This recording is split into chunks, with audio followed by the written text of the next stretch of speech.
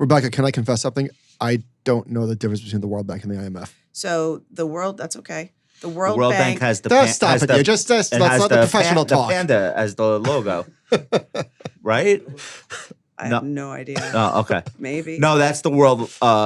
That's the Worldwide Panda. That's the World Wildlife Fund. Worldwide Panda. So the World Bank The focuses on the poorest countries in the world. Rebecca's like, what am I doing I'm here? sorry, Rebecca. No. This is why I'm here, right? To educate us. I want to educate people. That's like, I'm not judging. I didn't know any of this for the longest time. Why would you? Why would you need to? The World Bank's like a relief organization. The World Bank tries to alleviate poverty. Yeah. So right now, one of their big goals is getting electricity to 300 million Africans by 2030. Like that's what they do. So they're working with local governments, fighting corruption, trying to do that. They're using AI now and putting little teeny chips in basically dry, burnt out farmland, and they're able to track when people should water or not. These people don't have computers. They don't have anything. So they actually created these little gadgets, and it just lights up green. They can't even read, but it lights up green when they need to water. Okay. And just from doing stuff like that, there's food, and people are starving less. It's like that's pretty worthy mission. Yeah. The IMF is more about giving headlines to Reuters. The IMF, I got you. The IMF is giving advice to economies, advanced and emerging, on how to have better policies to be financially stable, economically stable. Are they a lender of last resort to in a way. Sovereigns? Is that a way to think about it? In a way. Okay. In a way. All right. But we don't need to go into the weeds on either of those things. They're not super relevant for this. But I think more relevant is just that I was, what's interesting about these things. So the IMF, World Bank have meetings twice a year, every April, every October. And basically central bankers, finance ministers, policymakers from literally all around the world come to DC for a week, twice a year. So it's like speed dating for macro nerds. Yeah. You can see everybody. And you catch up on everybody's take on right, everything. Exactly. Right. So it's an incredibly efficient way to just get a deep dive on where the world is. Okay. And that's why I go. And I've been going, 20 years. Okay. So the one you just coming back from DC was, which specific event was it? Well, it's all of it. It's all going on at once. Yeah. Yeah, you're running that. around to meetings, running around to conferences. I'm with DC is nice this time of year. Well, so is here. Yeah, well, that's true. That's true for sure. Okay. That's why I wear pink. I like driving from Penn Station. I'm like, oh my God, it's so beautiful. I was going to say you're giving spring. I felt a spring vibe. Okay, we like it. All right, how we doing, guys? We're good. All right. 3 claps coming in. John, what episode is this? On? Yes. Hair looks good.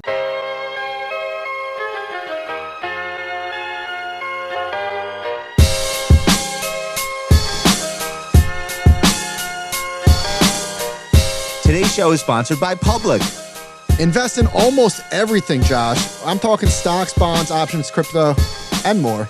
Put your cash to work with Public's high-yield cash account, now at a 4.1% APY. Public was designed this century. The experience is clean. It's intuitive. There's modern design. What are the concepts? I love how fast you can fund an account. Less than 5 minutes. You can earn a lot of money when you transfer your other investments over to Public, up to $10,000. You can also get a new boost on your IRA, a 1% match when you open a new IRA on Public. Pretty cool. Find out more at public.com/compound. Paid for by Public Investing. Full disclosures in podcast description. Ladies and gentlemen, welcome to an all-new edition of the Compound and Friends, America's favorite investing podcast. Literally, this goes out worldwide, Rebecca. You will be heard in many countries, many regions, and your words carry weight, given your standing in the international economic community. Rebecca is currently a senior fellow at the Council on Foreign Relations. She is also an independent director at Vanguard and on the executive committee of the Bretton Woods. Executive committees of the Bretton Woods Committee and the Trilateral Commission. She has served on the New York Federal Reserve's Investor Advisory and Foreign Exchange Committees. She currently chairs the Council for Economic Education. Most recently, Rebecca was Chief Investment Strategist for Bridgewater Associates. Some called you Baby Ray. Our resumes are very similar. Yeah. Previously was Chief Investment Officer of Bessemer Trust, a multifamily office overseeing $85 billion in client assets. Rebecca also spent 15 years at JP Morgan in research, trading, and portfolio strategy roles in the U.S., Europe, and Asia. I did a chat GPT, give me 10 highlights from Rebecca's career. It's 42 pages. It's so much. So everyone can take my word for it. Rebecca is a supremely accomplished, widely respected, incredible speaker on some of the most important things happening in the world right now. We are so lucky to have you here. Thank you, Rebecca Patterson, for joining us at the Compound and Friends. I am very excited to be here. Awesome. All right. So let's start with this. Obviously, we're in a market situation now where we're hanging on every word from politicians. It's not always like this, but there are these bouts, and sometimes it goes on for a year, sometimes goes on for a week. This one is, 6 to 8 weeks now, would you say? I think we're on 93 days. Okay. Yeah. All right. And it's going to continue. Yeah. Because it's 90 days from April 2nd, takes us to July 4th, not coincidentally. That's like when the rubber really meets the road. But it's almost a market where, wait, what did Scott Bessent say? Why is the NASDAQ up 4%? Oh no, wait, they let Navarro in front of the TV camera. Now the S&P's down 2%. That's what we're doing right now. I think this week, one of the things that's happened is that the Bessent wing within the administration seems to have gotten the upper hand. They're in the media more. The Lutnick, Navarro, China Hawk wing seems to have been told back down. And I don't know if that reverses in a week. I don't even know if it matters. But I just wanted to get your take on, do you agree that that's kind of the backdrop for this 3-day rally we're experiencing in the U.S. stock market? Yeah, so I was in D.C. for the last few days, so I was able to hear the Treasury Secretary a couple of times live. And he's definitely trying to communicate with the investment community that there's a plan, it's all going to be okay, we're on it, it's sequencing, we'll get through this hard part and then we'll have some great tax cuts and deregulation, it's all going to be fine. So yes, he is leading the charge on the communication. But as you just said, the question is, until what, right? President Trump could say something, in the next 5 minutes. Navarro could come out and say something. Stephen Myron could come out and say something. Stephen Moore could, so you can't count on it lasting. That's the hard part. Does a rallying stock market work against the interests of stock market investors? Because it could be perceived in the White House that, okay, everybody's used to this. Now we can drop another shoe. Does it give Trump the impression that the trade war is going well when he sees the Dow retake 40,000? He's watching the Dow. I'm sure he's watching the stock market, the bond market now increasingly as well. I'm not sure that there's that much strategy going into, okay, the stock market's been up for 3 days. Now it's time to say X. I don't think there's that much going on that front. Not to say he's not thinking a lot about policy, but I don't think he's connecting the two quite like that. So we are recording on Thursday, and it has been a dizzying week of headlines. I want to run through 4 quickly and then get your take. This was just yesterday. So on the front page of the Wall Street Journal, it said the White House considers slashing its steep tariffs on China. And there's all sorts of other articles. Levies could be cut by more than half in some cases. Markets extend rally. The markets were up big on the day. And then midday, Weisenthal tweeted, okay, so we're back to this. Bessent, no unilateral offer from Trump to cut China tariffs. Bessent asked on Trump Powell firing. Says, I'm not a lawyer. Market sold off. Then later in the afternoon, the FT says Trump is going to exempt car makers from some tariffs on auto parts from China. And then later into the close, all within a day's work, President Trump says he is not considering changes to auto parts tariffs. How are investors? Wait, can I extend this? Just today, same thing. We're in talks with China. China comes out and says, no, we're not. Who are you talking to? Yeah. You're not talking to us. Yeah. When there are no talks. Yeah. So to extend what Michael's saying, what do you do? I mean, it depends what kind of investor you are. If you're a day trader right now, you're just thanking God for 0-day options, I think, because you're just losing your premium. If it goes your way, you're golden. If not, you know what you're losing. But for anyone who has a slightly longer time frame or I feel for you for long-term investors, you almost just don't want to be looking at that because it's noise. You can't count on any trend lasting, to your point, more than an hour. Yeah. So I think you have to take a step back and say, okay, what is the underlying economy doing and what is it going to be doing? And that's really tricky too, because right now the job market's solid. People have incomes. They can keep spending. Household net worth was at an all-time high at the end of last year. It's down some, but it's still good. So the consumer's in good shape, not a lot of leverage. Companies don't have a lot of leverage. So that part of the economy is at least we're going into this in a strong place. AI CapEx continuing nicely, even with uncertainty. That's a big support for the economy.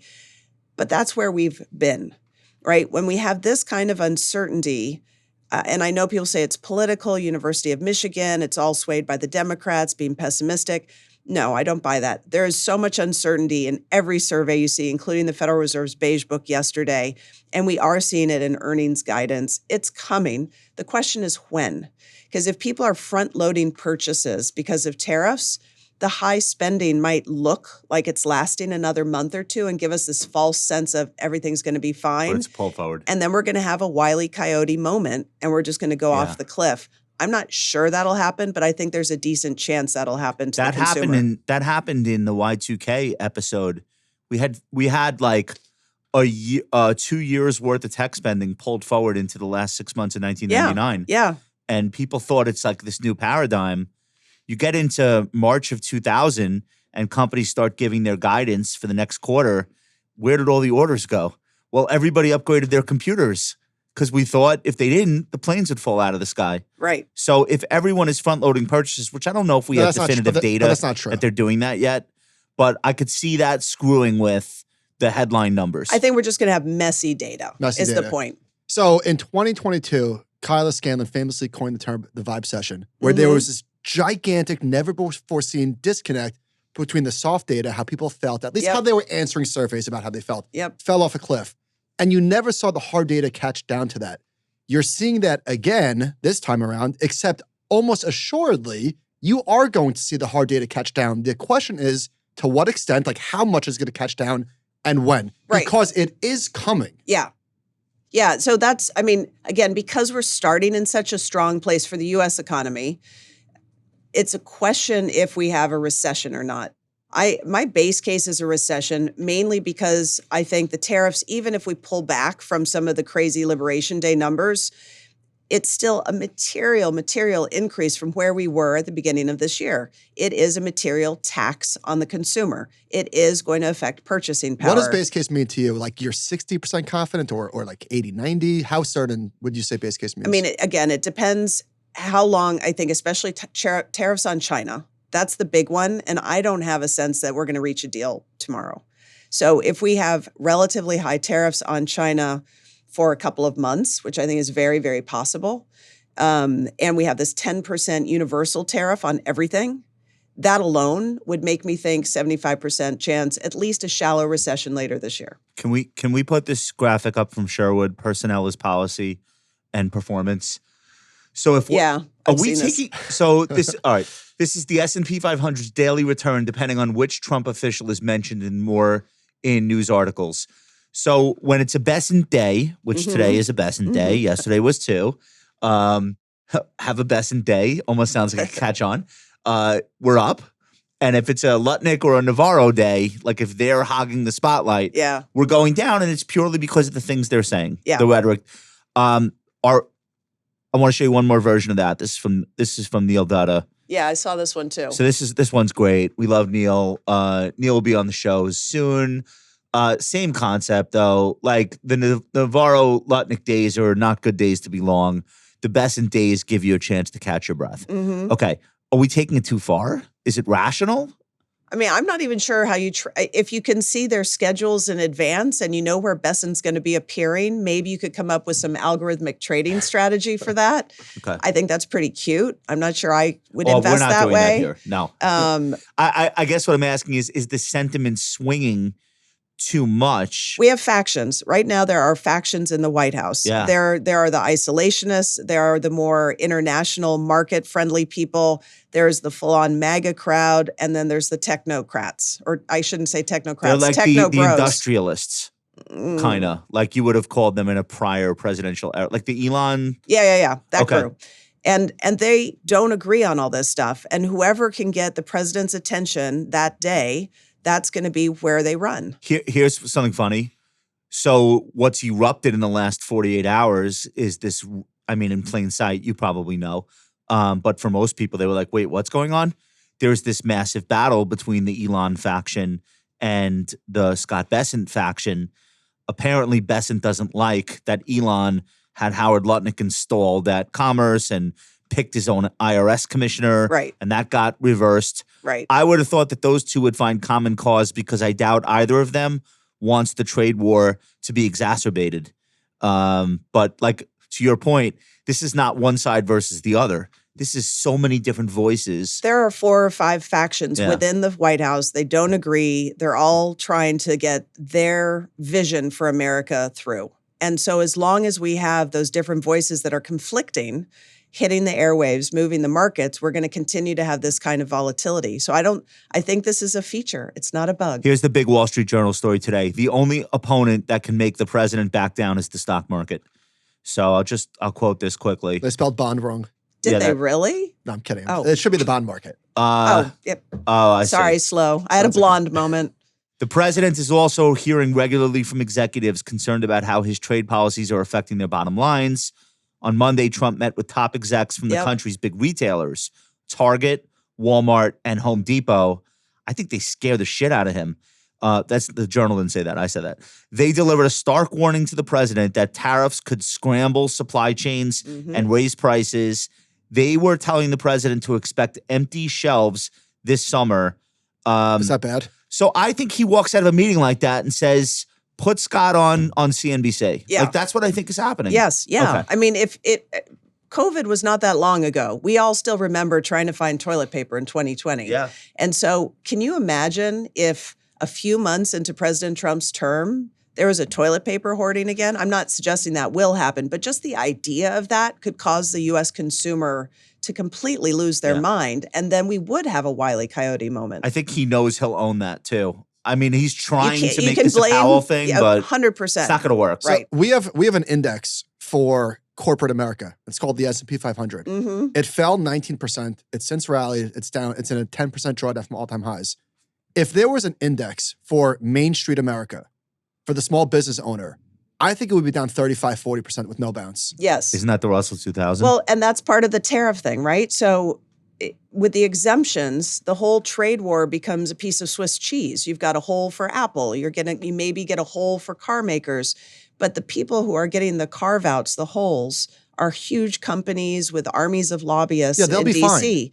The little guys, to your point, the small businesses around the country, which is 85% of the businesses in the country, if not higher, they don't have someone to go talk to the president and say, hey, I need a carve out. And imagine them calculating what the effective tariff rate is going to be on their goods. How would they do that? And even how to pay it, right? They haven't had to deal with this before. What they do have, though, is town halls. Yes. And they are making themselves heard to both Democrat and Republican congressional people.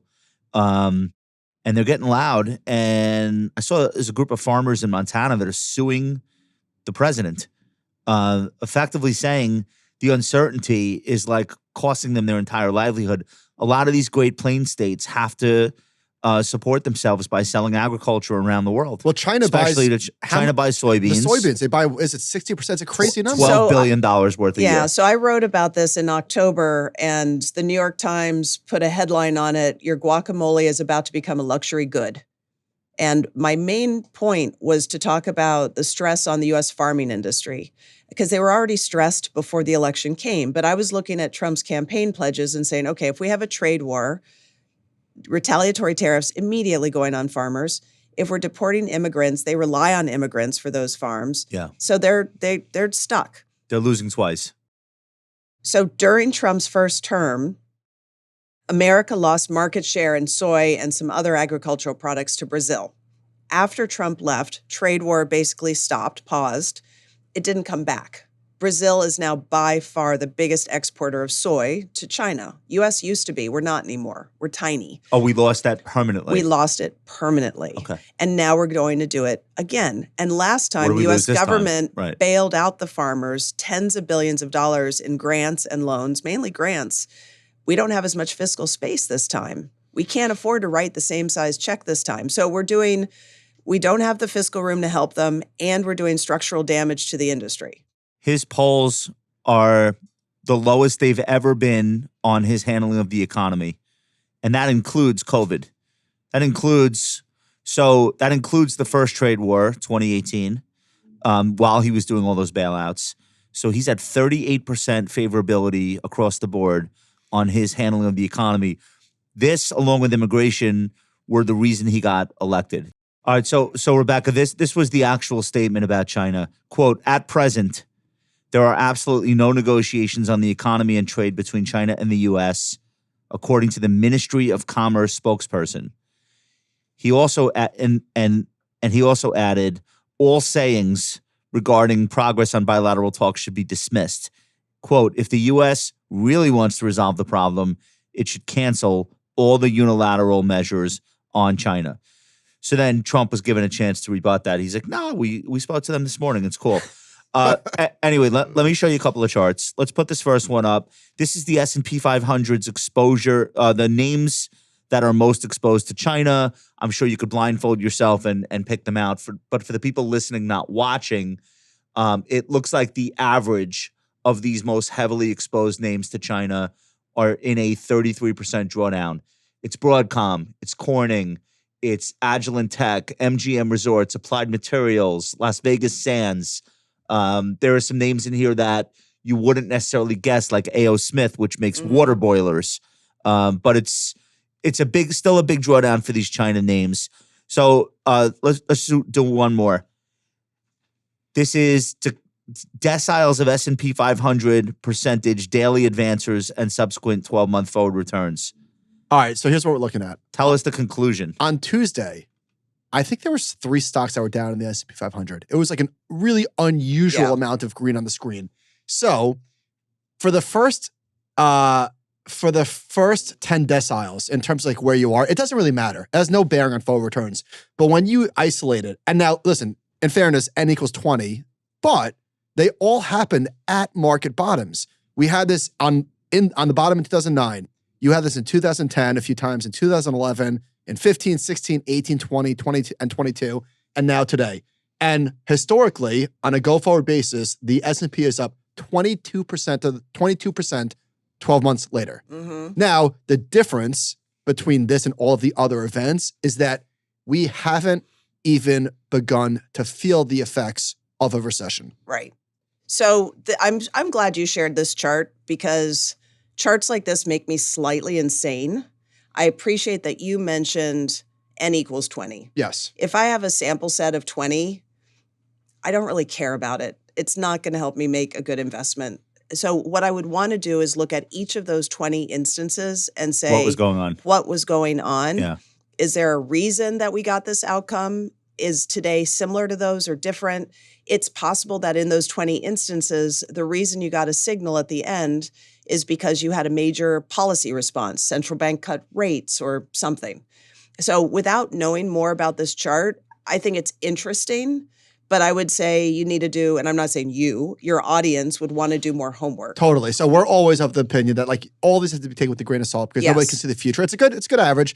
But I guess the point that I just made, to counter the point that I just made, is we haven't even begun to see the recession yet. Right. Well, stocks don't wait for earnings to bottom. John, next chart, please. So here's what we have. We have a chart of the trailing 12 months earnings for the S&P 500. And then we have where the stock market bottomed and where earnings bottomed. And conclusively, what you see over and over again, and this is a permanent feature of the market, is that stocks do bottom before earnings do. Correct. The question this time is, when does earnings bottom, and from what level, and how bad does it ultimately get? Right. And I would say the answer to that depends a lot on how long the tariffs last, how big the tariffs are. Does the Fed stay independent?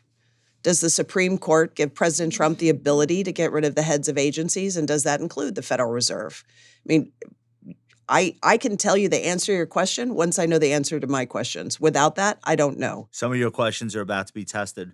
Yeah. Everything he's done up until now has been an executive order. It's a blitz of executive orders. Congress doesn't even need to be consulted. In a lot of cases, they seem relieved. They don't want to weigh in on this stuff. Like, they know it's really popular with the base on the right. They don't want to be the ones that try to stop it. And so they're almost like relieved. Thank God, let him do another executive order. We don't have to debate this. We don't have to go on record. Until their voters get sounds unhappy. Unsustainable. Yeah. Is what I was trying to. If the economy softens, if people start losing their jobs, if inflation ticks higher because of the tariffs, which will take months to feed through. But if we start to see that happening, or companies just get nervous and start laying off workers, then I think that base is going to be a lot less happy, and then Congress might start trying to pull away a little bit into the midterm. Well, here's where it really hits home. This morning, Chipotle reported earnings. They managed to squeak out a 1 penny beat, which was good enough for the stock to not sell off. They missed on revenue, and then they said they're going to get it coming and going. Their cost of goods is going up by 50 basis points indefinitely, which is a lot of dollars for the rest of this year, if they're lucky. And foot traffic is slowing. Same store sales fell for the first time in a long time. Right. Purchases are coming down. That's Chipotle. That's like, that's as good as it gets in that space. Yes. They are the best operators in that space. So who cares? It's burritos. That's a microcosm. Yep. That's the middle class, the upper middle class. That's the working professional. Like, who eats Chipotle in Manhattan? People walking out of an office building. Me. Yeah. Okay. Michael, it's right next door, by the way. But so that's why this is so difficult, I think. Right. Because companies do have a lot of levers, and they can pull them and squeak out a 1 penny beat. I mean, your chart before is important because it is a good reminder, especially for people who are younger in this and haven't lived through lots of cycles, that you will see the bottom early in the recession, if we have a recession. Of the stock market. Yes, of the stock market. You don't need to wait till we're at the very, very trough with growth. If you've waited that long, you've waited too long. And the best days are at that bottom. So this idea that, I'm going to wait for the dust to settle, that's not how it works. But you don't think we've gotten the full, I don't either. Not at all. In fact, the full market sell-off related to the potential for how bad this gets. We haven't even seen it. Right. We were down 19%. I don't think it's done. I'm saying we haven't even seen the earnings report start to deteriorate. Right. I think, right now that the S&P is down 7% year to date, right, as we're talking. Nothing. It's nothing. It's really not unusual at all, especially after the last 2 years we've had. But I'd say for investors who are a little nervous about what's going on, who maybe have over-allocated to stocks in the last couple of years, this is a wonderful opportunity to take some money off the table. And then the question is, where do you go? I don't think it's in 10-year treasuries right now. I think it's probably in money markets. I think it's in gold. Personally, I'm not a huge fan of Bitcoin, but if you are, God bless. It's looking at overseas markets. I want to ask you a question about your world. You've spent a lot of time interacting with sovereign wealth funds, extremely large investment organizations. So this is a CNBC story today. The world's largest sovereign wealth fund, which is Norges Bank in Scandinavia, reports $40 billion loss in the first quarter on tech downturn. I guess they had a big NASDAQ overweight. As did everyone. As did everybody. Okay. This is a pretty big loss for one quarter. I know some of it's like a paper loss. It's not like, oh no, we misplaced $40 billion. You're in stocks that are in big corrections. Okay. But that is the kind of thing, in my view, it does change people's attitudes about their allocation going forward, which is why it makes it really hard for stocks that had been leading to remain leadership. Because I think when people take big paper 1 quarter losses like that, they start thinking more in terms of being risk averse or looking for things that will not burn them as badly if they go wrong. What do you think about that? As somebody that has lived in that world, what do you think about that? I that makes sense to me. If you had been heavy on the Magnificent Seven or whatever version of that, and you felt the pain over the last couple months, maybe you still believe in them long term, but you realize, gosh, I don't know when this ends, so I want to diversify a little bit. Maybe I'll, trim my tech and have a bit of consumer staples or something else, stay in the market, but just get a little lower beta, if you will, just a little less risk in my portfolio. Do you think that that's why Topps are a process and they're rounded, like historic tops for different stock markets, the NASDAQ included, they tend not to be a short, sharp event where they go parabolic and then crash. They tend to be more like a gradual give up. Lower highs. As stocks rally after a correction but don't quite get back to the old high, sell off again, rally again, but again to a lower high. And it ends up looking like this dome. Yeah. So from my perspective, that's how I think this goes. I think we can continue to rally. It's tough to picture us approaching Dow 45,000, 46,000, and the NASDAQ getting back toward its all-time highs unless this tariff stuff is just completely folded. See, I agree with you, first of all. And part of that is just because you have investors with different time horizons and different processes. If you're at a big pension fund or you're at a sovereign wealth fund or a central bank, if you're at an endowment and you're thinking about making an asset allocation shift, I'm going to reduce my U.S. equity by 4 or 5 percentage points, or I'm going to switch out of U.S. bonds into gold. That you do a bunch of analysis, you present it to your board of directors, they vote on it, then you allocate it. That's going to take months to play out. And that, I think, plays into your idea of a dome or a slow turn. Yeah. Because not everyone switches their allocation today. It's going to take a while to do it, but guarantee it's coming. The only question in my mind is how big. A hedge fund can make a lightning quick decision. Yeah. A pension fund, not so much. Not so much. Well, here's what else can't make lightning quick decisions. Containers and shipping. So we're already starting to see that. John, throw these charts on, please. So this is at the Port of Los Angeles. You've got 120,589 for the week of April 20 to April 26. And then it's projected to go down to 86,000 and then down to 72,000. You see trucking volume. Next chart, please, John. That's a lot of treadmills. Look at this. So not getting delivered. the full chart is obviously 2024 compared to where we are 2025. You see a steep sell-off, like a monster drop. Yeah. This is going to hit our shores eventually. So Ryan Peterson did a tweet thread. He said, in the 3 weeks since the tariffs took effect, ocean container bookings from China to the United States are down over 60%. Yep. 60% industry-wide. He says the U.S. imports $600 billion worth of goods from China every year, 95% of that via ocean freight. Those goods sell at retail for $2 trillion. If the tariffs on China continue at this level, they're not going to, but if they do, just for argument's sake, we will see a $2 trillion hit to economic activity in our country, the failure of tens of thousands of American businesses, and the laying off of millions of employees. So this is the doomsday scenario. Right. That, let's just say that the worst won't come to pass, hopefully, but there will be damage. Yeah, well, even if, we're at 145% on China right now. Let's say we take that down to 60%, which is what Trump originally campaigned on, which at the time we all thought that's a crazy number. Yeah, he's just being crazy. Right? And now we're like, 60, that would be good. And maybe you even get a market rally. People are relieved on 60, but let's be real, 60% if it's sustained for any period of time or anything like that. Catastrophic. It's China's at big 125. Deal. If we go to 60, do they go to 60? That's a good question. They want us to move first because we started it. They're not going to do anything until we go. And I don't know how that's going to work with various personalities involved. I'll give you one little anecdote since you talked about ships. I was trying to think about relative winners and losers in all this. And someone had mentioned on a call I was on for Council on Foreign Relations that the United States, we import almost all of our shoes. We make very few shoes in America. So 80% of the shoes that we import in the United States come from China. 80% of our shoes come from China. Vietnam too, or Vietnam is tiny compared to China. Vietnam is Nike, but they're big globally. But they're tiny compared to China. China is the elephant in the room. So if we can't buy Chinese shoes anymore because the tariff is so high, it just doesn't make any sense. I wear Italian shoes. Well, you're special. No. But the Chinese started pushing these videos of people in Gucci workshops in China, like here's a Birkin bag. We're gonna make one right now. Watch. It's us.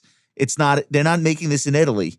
I don't know if that was like. I think you're gonna get a very angry call from the Birkin people shortly. It was propaganda. It was a propaganda video, but it was effective. It spread like wildfire. So Vietnam, the tariff is 46%. So that's still really expensive. So then who else could make shoes? Brazil. Brazil is not as big as Vietnam. It's tiny compared to China, but the tariff's only 10%. And they already are a big shoe producer. They have the infrastructure. They have very low wages. So Brazil's going to get market share from China and Vietnam on shoes. Brazil is going to get market share from America on agriculture goods that they're selling to China. So they're winning on both sides of the trade war. And I think it's interesting when I look at the stock markets today, Brazil is up local currency terms. So if you bought the real and then held the stock, 21%. And dollar terms look like it's breaking out. I mean, dollar terms, 14%. But what about close? What about the U.S. workers that want to make shoes? We don't. Have you met any? Wasn't that the stated intention? No, dude, they're mostly elves. It's the elves in Santa's workshop. Brownies in the traditional fairy tale. They were brownies. Yeah, I think there's a lot to be said for making sure the U.S. has resilience in strategic industries. We should make more semiconductor chips. Exactly. Shoes are not. Children's Christmas toys are not.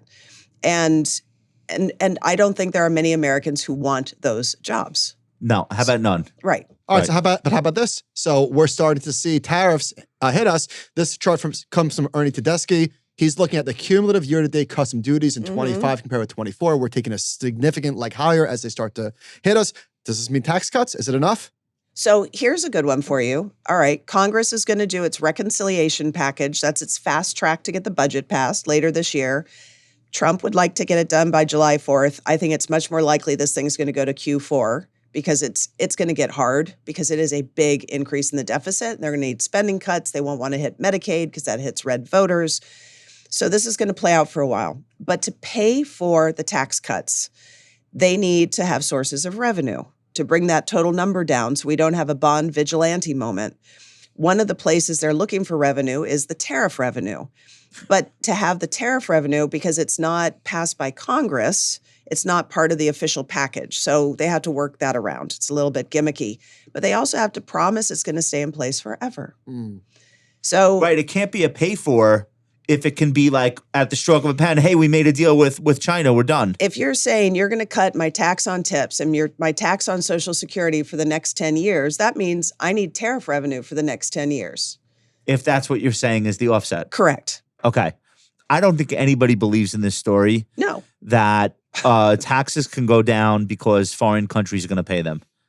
Like it seems like, and they're not, obviously. Let's just be clear. We're paying them because we're going to pay more for our new Brazilian shoes. All right. If you're, whose shoes would you rather be in right now? Scott Bessent's, where he has the president's attention, as much of it as he wants, and he has a lot of sway, or for now, with markets, and anyone will take his call in 2 seconds. He seems like in a pretty good seat to steer this. Would you rather be him or Jerome Powell, who basically has no options whatsoever that are appealing? He either bows down to the president's demands and cuts rates sooner than he would want to, thus potentially undoing his own soft landing and exacerbating inflation, or he doesn't and has this guy screaming at him on Twitter for the rest of the year. Like, it seems like you'd much rather be at Treasury than at Fed right now. I mean, I think that they're both in very difficult jobs, right? Sure, Scott Bessent has spent his life in the markets. He understands that tariffs are inflationary. He wanted to work in the seat and take the responsibility, and that means he's going to have to do things that he probably knows are probably not the best thing for America or the global economy or the markets.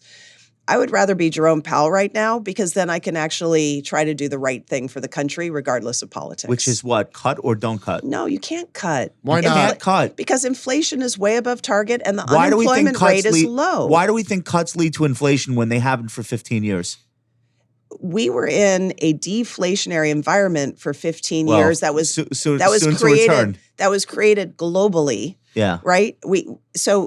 We were desperate to create inflation. We couldn't. Right. We cut to zero and left it there. We put our foot on the gas and held it down. No inflation. But that's partly because we didn't have as much fiscal stimulus globally after 2008. And then we had the European crisis in 11 and 12. And then we had a China crisis in 15. So every time the global economy started recovering, we had other hiccups that pulled us back down. We're in a totally different boat now. We had a huge amount of stimulus after the pandemic. That got things going and drove inflation up. Ukraine, obviously, the Russia invasion, commodity prices further drove up inflation. Inflation's back. But beyond that, the fiscal stimulus has created this dynamic where we're issuing a ton of debt. We have upward pressure on yields. The Fed, if the Federal Reserve, given that inflation is now back in the consumer and business mindset, if they cut rates prematurely and inflation expectations keep going up and their independence is questioned, the 10-year yield's going to be at 5% in weeks. You're probably right, days. and I'm probably wrong, but I still want to counter. The Fed doesn't have data. I mean, inflation's above target. The job market's strong. Why would you cut? Europe has cut 7 times. Mm-hmm. They are trying. So they have zero growth. Time out. So they screwed up last time, and we got it right. Right? Like the financial crisis. Yes. They were hiking rates into the crisis. Yes. Because they were looking at this transitory thing where oil went to 180.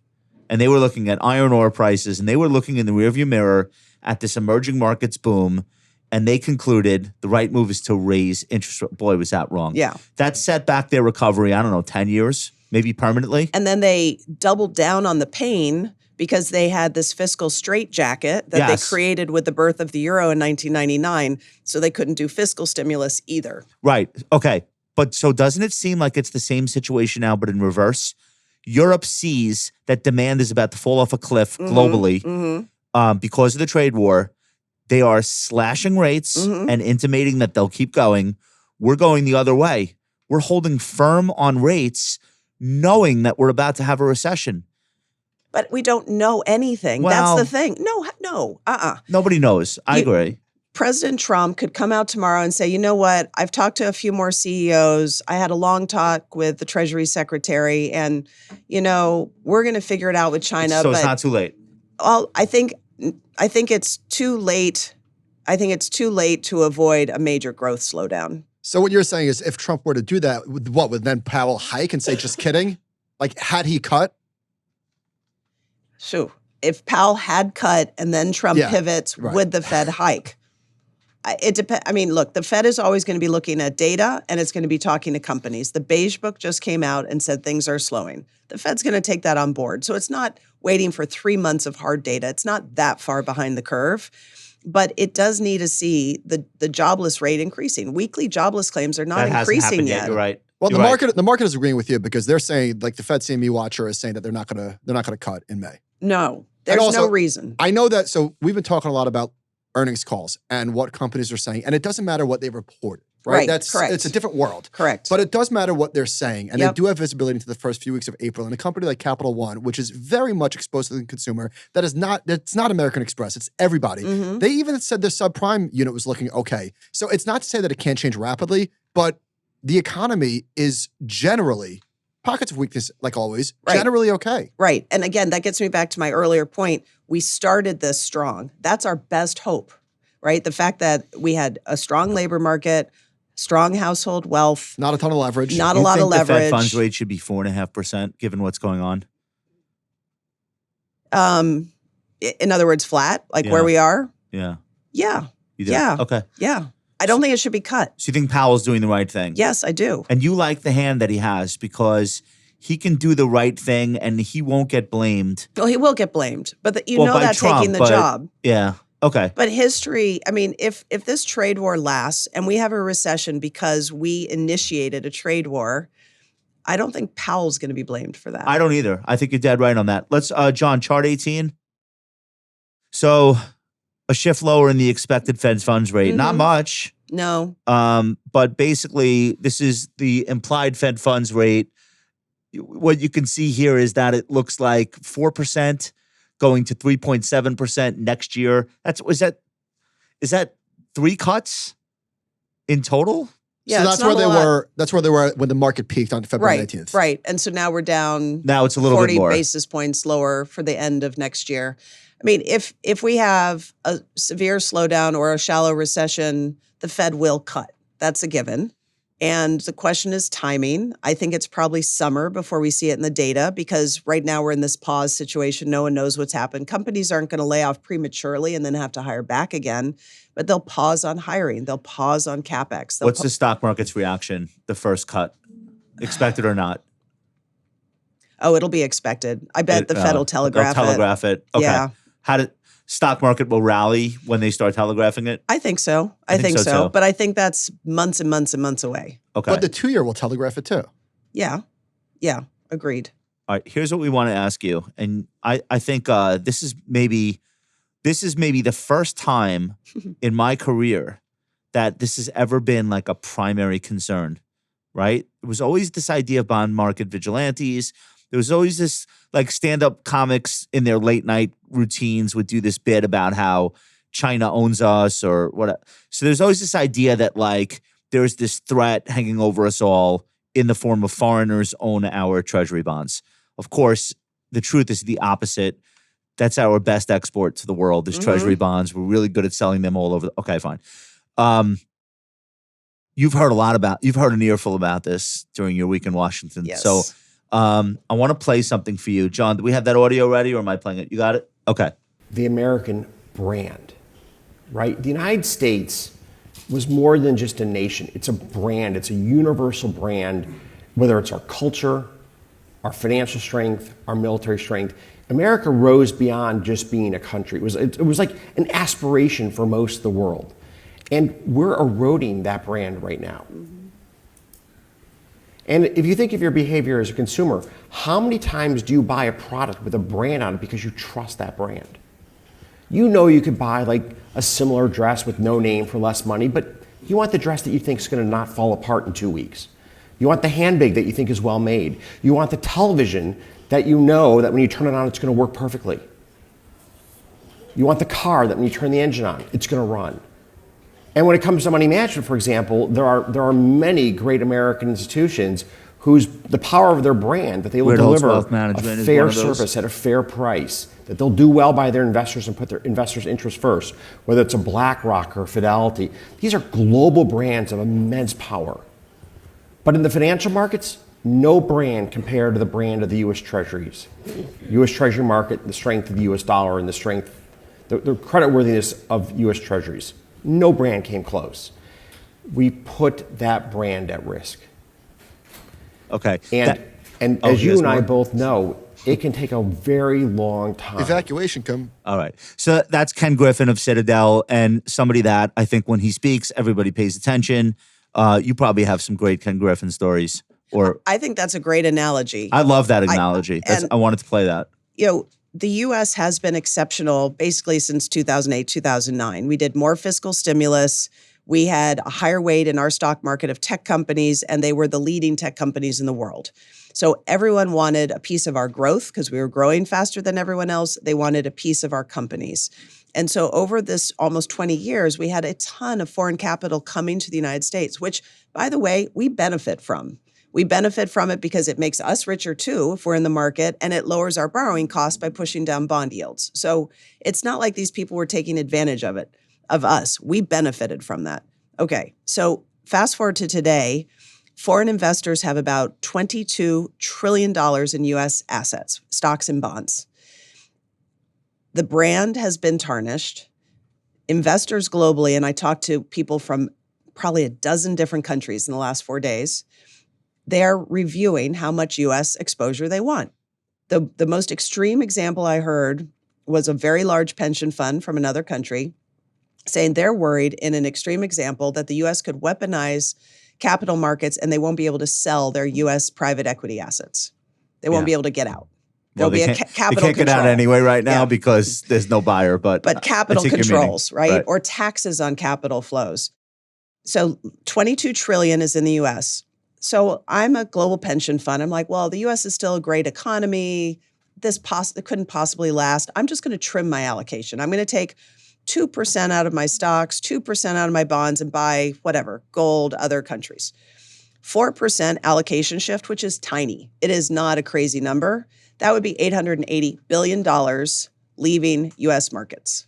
Just that one example. That one example. That's incredible. Yes. It's so much money. That is a huge amount of money. And I think American investors were so focused on the day-to-day, what we're listening to on your podcast, what we're seeing on Bloomberg, what we're listening to on CNBC, that sometimes we forget that our markets are heavily influenced by foreign capital flows. And because our brand has gotten hurt, we just we just did a trade deal with Canada 5 years ago, USMCA. It's Trump's deal. Trump made the deal. He said it was a great deal. And now Right. he's like, never mind, I hate the deal. I want a new deal. The Canadians are saying, can we trust you? So one of the points that you're making is that this is the kind of shift, allocation shift. It when it starts, it goes on for longer than people think. And it's not a 2-day phenomenon where we come out, the market's green, somebody goes on CNBC and wait, all right, the foreigners are done selling now. Once they commit that that's what they're doing, you've made the point that there were these really long, drawn-out investment committee processes. Correct. And committees and meetings and discussions. This could be like months or years. This will be a flow behind the scenes that you'll see in your weekly EPFR data or the investment bank, the Bank of America data, whoever is releasing that data. You're going to be seeing drips and drabs of this, I think, for months and months and months. So the day-to-day will go up and down. We had an initial tremor. Right.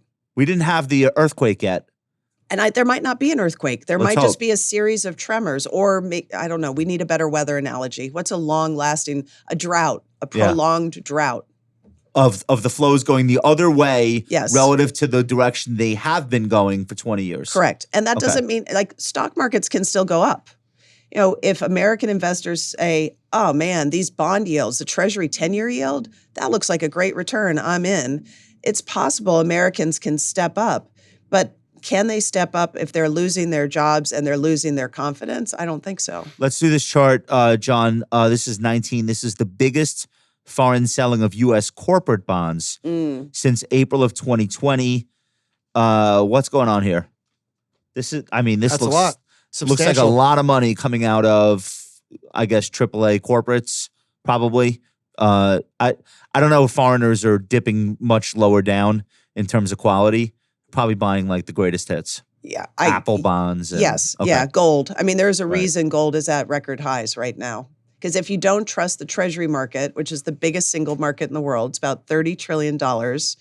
If you can't trust that anymore, where do you go? I mean, German bonds, it's a relatively big market, but it's tiny compared to Treasuries.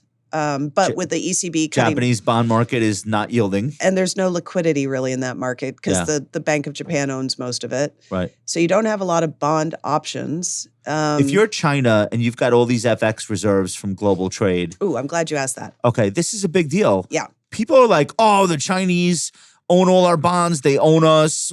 We borrow money from the Chinese. Like, no, dumbass. We trade with the Chinese. They get dollars. They need to put those dollars somewhere. They put them into U.S. treasuries. It's a fucking compliment.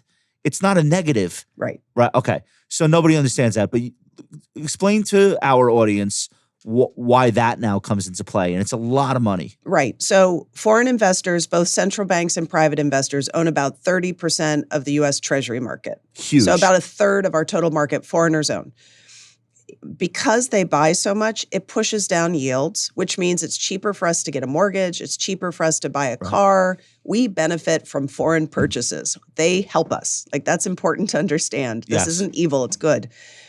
Now, they're not about to turn around and start selling bonds actively in the market, because as soon as we got wind of that, there would be a crisis in the bond market. Everyone would be rushing to sell their bonds. Yields would spike. It would be a They'd big— ruin their own investments. Correct. They would do themselves more Right. harm It than would be good. self-sabotage. But most central bank treasury holdings have very short maturities, 5 years or less. A lot of them are 2 years or less. So even if they don't actively sell bonds, because that would also antagonize the White House, they can just let them mature. And not buy them. Bingo. But what are they doing with the money? Buying gold, buying Australian Okay. bonds, Canadian bonds, German bonds. They have options. They have options. Okay. Land, So this is an example of where we may be overplaying our hand. for sure. Yeah. For sure. Okay. This is going to happen. It's not a crisis. It is a long-term capital drought Okay. that is going to reduce the potential gains of the U.S. stock and bond market, which is going to reduce consumer wealth in America. So we are creating conditions to have slower growth for a prolonged period. I'm going to ask you about corporate earnings, but as a lead into that, by that same logic, does it depress the multiples that our businesses are worth on the stock market or in the private equity world? At the margin, sure. It has of course, to, right? it has to. Because, I mean, think of the flywheel. If I have a job and I'm confident, I spend. My spending is a company's revenue. They have more revenue. They can hire more and invest more, and you get this beautiful flywheel. The flywheel is now starting to go into reverse. Okay. Do you want to do this? Do you want to do this one? Skip it. We'll skip it? Okay. Where do you want to go next? I just want to ask you this idea. This question comes up a lot. Oh yeah, if tariffs are so bad, why do other countries tariff us? I'm sure you get that all the time. What do you say to that? I mean, in a perfect world, we'd have zero tariffs everywhere. And I was really excited when President Trump first said, let's get everybody to zero. And a few countries have gone to him and said, okay, cool, we'll do zero. It's like, oh, never mind, because he needs revenue to pay for the budget. Vietnam said that. Yeah. Thrilled. Yeah. I mean, that would be amazing. Yeah. I think a lot of countries enact tariffs when they're early in their economic development as a way to protect domestic industries, domestic companies that are still growing and trying to get their sea legs. They don't want to have overseas competition while they're just building their steel market for the first time, for example.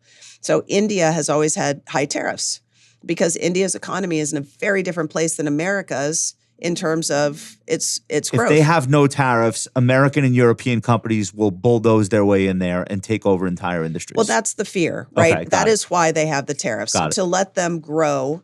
And once they're big enough, in theory, they should be comfortable and the companies should be strong enough that they don't need the tariffs anymore. The problem is when they keep the tariffs even though they don't need them anymore. And there are some instances of that. Like I know I'm coming across as really, really negative on President Trump's policies. I think there are instances where tariffs can make sense for certain countries at a certain point in their development cycle or in certain industries like, semiconductors, that there is a strategic national security issue here. Howard Lutnick has argued, in addition to the tariffs that other countries have against us, they use regulatory bodies to torment some of our companies. They're doing it right now with Meta. They've done it with Google. They do it with Apple all the time. They kind of erect these barriers that make it so that we can't actually compete. We can't sell cars in some of these markets. That's not all fake. Even if you're not a fan of tariffs, that's not fake news. That is a thing. We probably do it back too. We do it back, but there is a kernel of truth here. In Europe's case, Europe could, I sound like Demi Moore today. I'm getting over a cold. I think you sound great. In Europe's case, even though they've gone a long way to have a monetary union and an economic union, not everything is a union. You have to cross a lot of legal and regulatory hurdles when you go country to country within Europe in terms of banking and capital markets. Right. And that's prevented them, all the regulations and all these national boundaries and different sets of rules have prevented them from growing, the Amazons of the world, the Metas of the world. And so it's their own darn fault. Yeah. If they could pass, they started working on capital markets union 12 years ago. Yeah. Like they know they need to do it. They just can't get it over the finish line. And it really took President Trump to threaten to pull out of NATO to get Germany to say, oh, maybe I should spend a little more on defense. Yeah. So in a way, like good for Trump. He got Germany to do I read something. recently that the provinces tariff each other. Like you try to seriously. I believe it. Yeah, like if you have a homegrown product in one province, they want to bring it into another.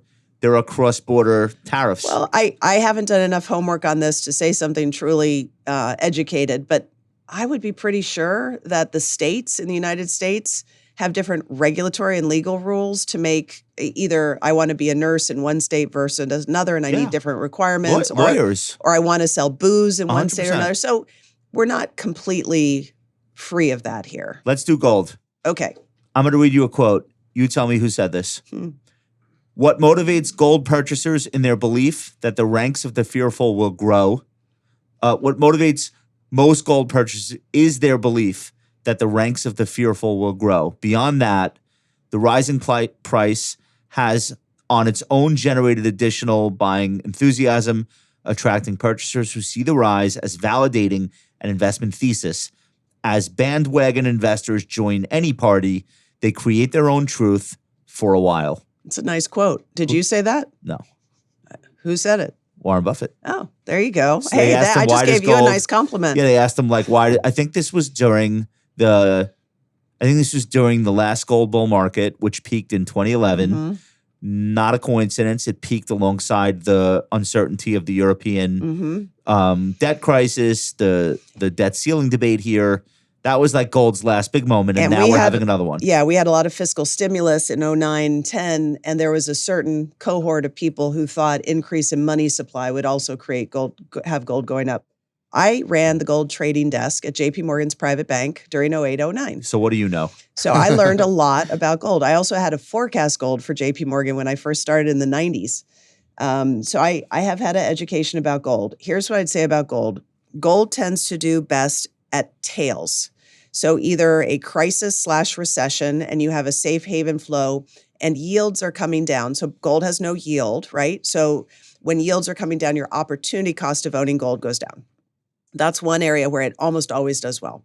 The other area where it does well is when you have an overheating economy, not just rising inflation, but inflation rising faster than expected. So almost getting unanchored. We haven't seen that recently. In the middle, it doesn't mean gold can't do well, but then it becomes more about demand and supply. And demand is primarily jewelry from China and India. So then you look at those economies. Right now, we're in... This is not jewelry demand. No. Yeah. This is central bank reserve diversification, which has been going on for 3 years now. They have been buying major tonnage of gold, and the World Gold Council does a great job tracking this. So shout out to them. They have been buying gold for the last several years, especially China, but not only China.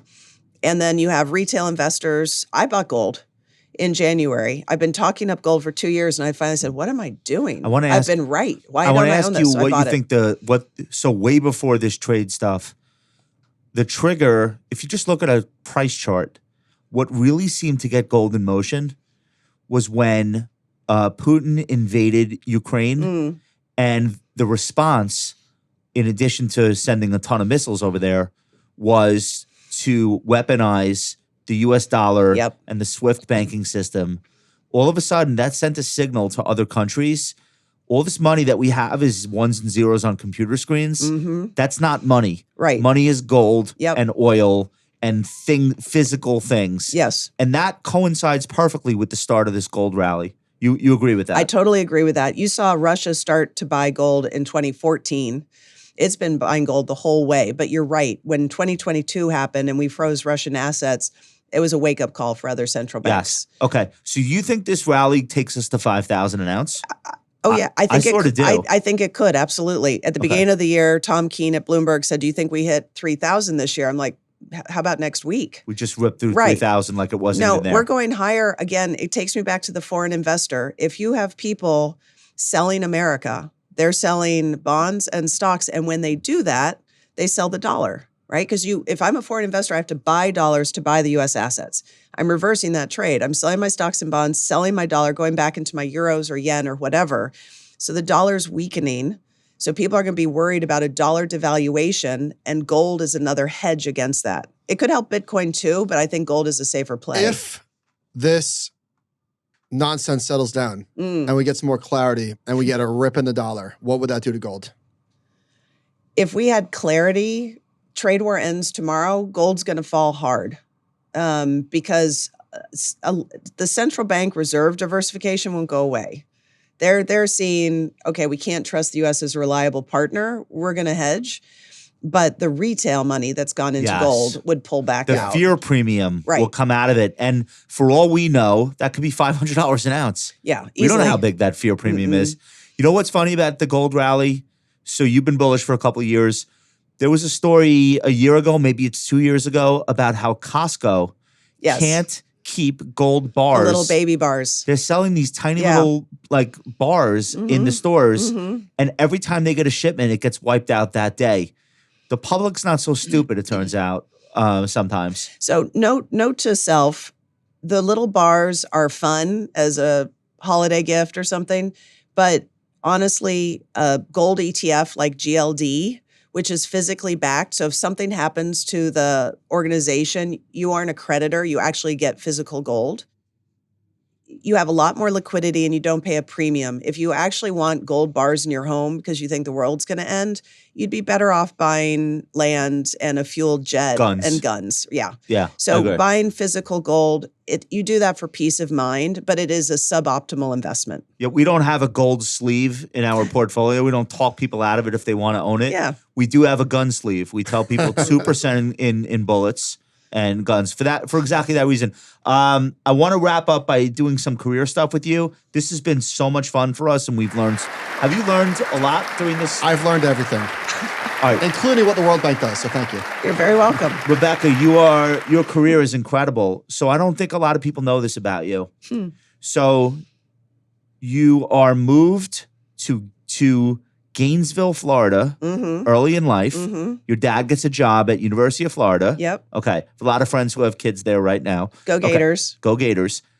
You're a very curious person, and you become a journalist. And you get discovered while writing the FX column or the FX beat for the Wall Street Journal, and you're in London. Wait, what were you doing writing about currency in college?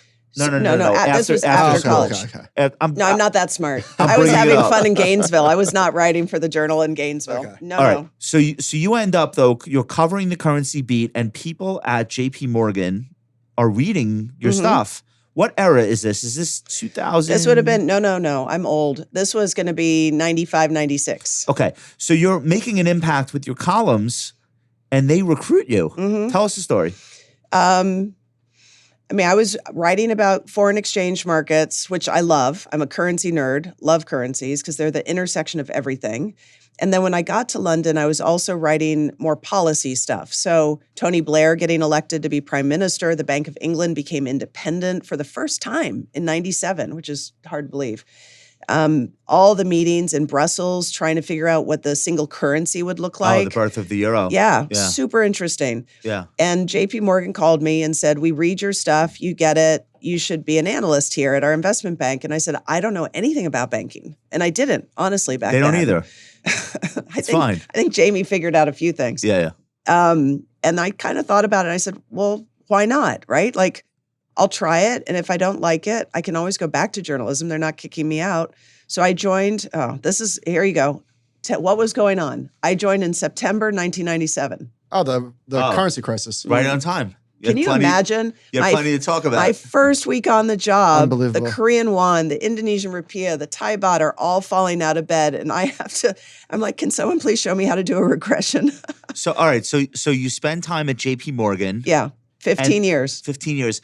And then you end up at Bessemer? Yep. I have the timeline right? Yep. So okay. I was at JP Morgan. Very different firms. In London, Singapore, and New York. Investment bank, trading desk, private bank, asset allocation, and asset management. And I loved it. But when I was in asset management, I realized I missed running risk. I liked running risk. And Bessemer Trust reached out and said, we need a new CIO. Are you interested? I love JP Morgan. It's always going to have a place in my heart. But it was the opportunity I was dying to have. Like, I want to be the person whose head's on the block making the decision. And it was great. I was there for 8 years. I had an amazing team, great clients. I learned a ton. Yeah. So it was a really good experience. So how do you get the tap from Ray Dalio? Come join us at Bridgewater. We're doing something different. So I've done a lot of stuff behind the scenes for the Fed my whole career. I used to go back in the day to the New York Fed. They have a thing every year. They've had it for decades now where they train junior central bankers from around the world. And I would do the foreign exchange class for the baby central bankers. Oh, really? So I've done stuff for the Fed. So I was on this Fed Investor Advisory Committee where the head of the New York Fed, senior staff get together with a lot of buy-side investors. So Jim Chanos, Bill Ackman, Ray Dalio, Paul Tudor Jones, the guys, and a few gals. I was one of the gals. And Ray got to know me there. And I'm guessing, but I think he was impressed that I could hold my own, that I could talk about anything and everything. And I wasn't afraid to disagree if I disagreed. Yeah. And so he started saying, maybe you should think about coming over to Bridgewater. And I just thought, what an amazing opportunity to learn, learn to be an algorithmic investor, learn how a hedge fund runs from inside the world's biggest one. And you step in 2 months before COVID. Yeah, that was fun. Yeah, I mean, the timing is remarkable. What an incredible career. Yeah. It was Isn't that amazing? Yeah, It's it really been is. great. And I'm not done. I am not done by a long shot. No, we know. But you're on all these councils and involved with all of these incredible things. Yeah. And you're always meeting people at the upper echelons of business and policy. And I was asking you before, like, what's next? And you're not in a rush, but if the right thing comes along. But as we were talking, I was thinking, like, one thing that you haven't done officially is policy. Yeah. Would you want to step into a room and say, guys, you don't know anything? Here's how it works? Because it sounds like we need you. Well, if Can I draft you? Look, if the right policy job came, I would do it in a heartbeat. I would love to serve the country. Okay. I really would. All right. Amazing. Before we get out of here. Campaign starts. The campaign starts now. So before we get out of We here. need a new mayor of New York, right? Yes. Real quick, Google just reported, and Josh and I were, at least I was really curious to see, would search be impacted? Because we've been talking about the move away from Google and to the ChatGPTs and the Claudes of the world. So they just reported revenue increased 12% to $90 billion. But more importantly, Google services revenues increased 10% to $77 billion, reflecting strong performance across Google Search and other Google subscriptions, platforms, and devices on YouTube ads. And the stock is 5% after hours. Thank God. Yeah. Your retirement is safe for tonight, America. You'll be okay. Rebecca, did you have fun on the show today? This was so much fun. All right, So much fun. And I'm glad you ended on Google and search, because everyone listening to this and watching should be learning AI. Everyone should be spending time with Claude, with ChatGPT. Pick your poison, but get used to it. Start asking it to do stuff. I mean, Claude is my boyfriend now. Yeah. Why? So I'm a ChatGPT / Perplexity. Why Claude? I mean, I think it's gotten comfortable for me. I use it as a research assistant. If I'm trying to go back and say, when is the last time we had a sustained dollar sell-off with stocks and bonds, I can put in the prompt. I can ask for tables, correlations, analysis, and it just does a beautiful job. That's and gives great me to know, sources. because I use Michael for that. So And I use Claude. and he uses I use Claude. There you go. See, you're saving money. You're more efficient because There of we go. Claude. We have kids roughly the same age. You have 2 daughters. Yep. They're both in college? One is a junior in high school, and one is a sophomore in college, and she is an AI policy person. Oh, is that right? Yeah. Did you steer her toward that, I or did she not. found it on her She own? just found it. Okay. She got an internship last summer at Department of Commerce doing AI policy and just fell in love with it. Something tells me we're going to need a lot of that. Yeah, I think she'll be good. I think right. she'll be good. So I have a freshman in college and a sophomore in high school. So we're We're in the same place. we're nearby. We always end the show asking people what they're most excited about, and you're excited to watch the 2 of them grow up and explore the world. Say more. Yeah. I love that idea. I mean, I think about myself when I was their age. I didn't know what I was going to do. I mean, I kind of thought when I was a sophomore in college that I'd be an aeronautical engineer and an astronaut. Okay. Banking was not on my bingo But Katy card. Perry took your slot. I know. I'm so mad. I thought I was going to be a professional pothead. There you go. A lot of people did. Yeah. Okay. We're all the same age. I am so grateful for all the crazy experiences I've had. And I just look at them and I'm like, you've got so much in front of you. And they're very lucky that they're That's going to awesome. be able to have those things. That's awesome. On a very similar note, the thing I'm looking forward to is Detroit, Michigan. Per K? I'm going to go to a basketball game. I thought I was going to say something really cool, but yours was like so much more poetic than mine. I'm going to go see the Knicks game 4 this Sunday. A friend of mine is in Michigan. He's like, why don't you come? I thought about it. I said, I don't know. Why wouldn't I go? Yeah. So I'm going. You know what? It's a 2-hour flight. Life is short. I agree. And, being in the markets every day is intense. It's a huge responsibility. And you need to have time to just take a deep breath and have fun. So and basketball's awesome. I'm taking the #1 Knicks fan in the world, my son, the Nugget. Oh. He's like, this is like his favorite thing on earth. So That's awesome. yeah, I'm You're gonna have super a great excited time. I'm super excited to do it. The flights were easy. Whatever. I'm going both ways in one day, which is not a thing that I normally do. So, Michael, what are you looking forward to? More original movies. Did you see Sinners yet? No. No, is it So good? the Ryan Coogler sensation, it was not 98% Rotten Tomatoes good, but it was excellent. I don't want to pick nits. It was an excellent movie. Did you go to a theater? I did. I saw it in IMAX. You're Nice. supposed to see that kind of movie in a theater. So it is such a sensation. Yeah. And hopefully the studios wake up. We don't need to see Rocky 19 or Creed 74. More original movies. So I'm looking forward to Amen. that. Led Zeppelin documentary on IMAX. Also on IMAX. Yeah. We didn't get to it. I wanted to so badly. It made me so happy. Did you see it on like the big IMAX? Yes. In what is it called, Lincoln Square? Yes. Oh man, Yes. I would have done that. Yeah, and the people in the crowd were there to party. It Oh, was, yeah, I bet. It was, everybody was singing. It was a good time. Oh, very cool. Yeah, Rebecca. original movies. Let's I'm go. with you. I'm with you. All right, Rebecca, this has been amazing, and we know you were toughing through a little bit of a cough. I feel and better. Thank you. You're a warrior, so thank you Thank so much you. for being here. I want to let people know how they should follow along with your insights and some of the places that you contribute content. I know Council you're on LinkedIn. Foreign Relations. You're writing there? I write for them. I Okay. write for the New York Times. I Yes. write for the Financial Times. Okay. Yeah, and LinkedIn. Whenever I see news in the morning that I think this is important, this is not noise, I'll post on LinkedIn probably 5 or 6 times a week. I follow you on LinkedIn, and I think you're always putting interesting stuff up, and maybe that's a good like home base for people who want to follow along what you think. All right, so everyone follow Rebecca Patterson on LinkedIn. Rebecca, you've been an incredible guest. We'd love to have you back sometime. Thank you so much for spending this time with us. No, this has been so helping fun. us Thanks. understand these things. We appreciate it. Thanks. All right, great job this week. Duncan, John, Nicole, the whole team, we appreciate you. Guys, thanks for listening. Please make sure to leave ratings, reviews. They go a long way. We love it. Thank you so much. Have a great weekend.